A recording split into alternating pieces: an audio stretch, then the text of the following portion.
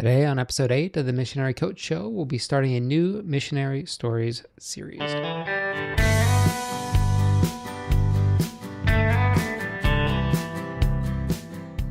So in full-time volunteer Christian mission since 1999, I am your missionary coach, Bill Hutchison.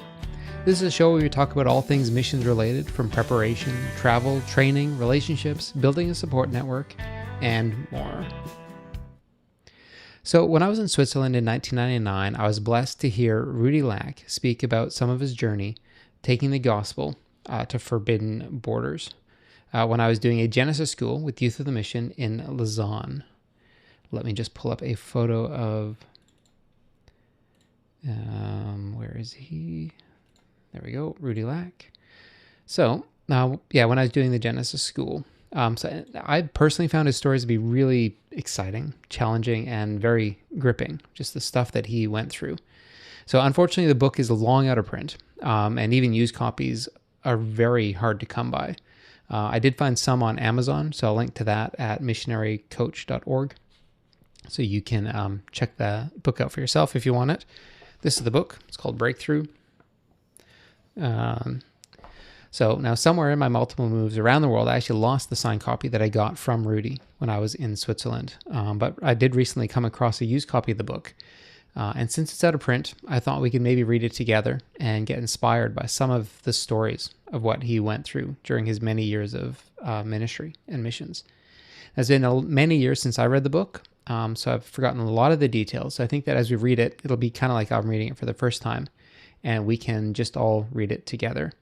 Now, Rudi Lack actually passed away in February 3rd of 2010, and part of my role with the YWAM Global Communications team is the do report on the news. And so this is what I wrote about his passing back in 2010. So Rudi Lack was YWAM's first member from Switzerland and Europe. He joined Youth of the Mission in the winter of 1969 after translating for Lauren Cunningham, the founder of Youth of the Mission, in a German-speaking church in Switzerland. The ministry that God had Rudi involved in spread across the world. He was the first person from YWAM to minister in East Africa, South Africa, China, and many other regions and nations of the world. Rudi's ministry will live in the countless lives that he touched while serving in YWAM. He gained the nickname the YWAM Bumblebee because he was known to cross-pollinate and share vision that leads to great fruitfulness. He distributed millions of Christian books around the world and wrote 2 books, Breakthough, Taking the Gospel Across Forbidden Borders, and 101 Leadership Principles. Now, unfortunately, I've not been able to find any English-speaking audio or video recordings of Rudi Lack. I think it's really unfortunate because I remember him speaking and just being so inspirational. The only interview that I actually could find about Rudi, he did in French, and I will have that link too over at missionarystories.org. You can find the link to that video. So what I'm going to do is next week, we're actually going to start with chapter 1 of his book that's called A Seed Planted. And I thought to give you a preview of what to expect, here's his first chapter. So a gray army truck roared into the missionary compound, dust belching from its tires.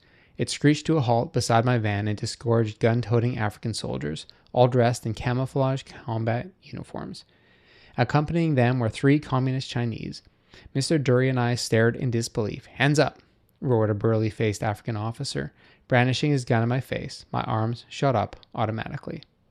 So I'll leave it there, give you an idea about what we can expect as we read through this book in the coming weeks. And yeah, we'll start that next week. So again, head over to missionarycoach.org. I'm full-time in Youth of the Mission as a missionary. So if you also head over to missionarycoach.org, you can find out how you can support the work that I do with Youth of the Mission Global and with just different ministries. So again, thank you very much. I really look forward to going through this book with you and hearing more about Rudi's stories. And hopefully we can all be inspired together and encouraged together as we look at, what does God want us to actually do in serving him. So again, thank you.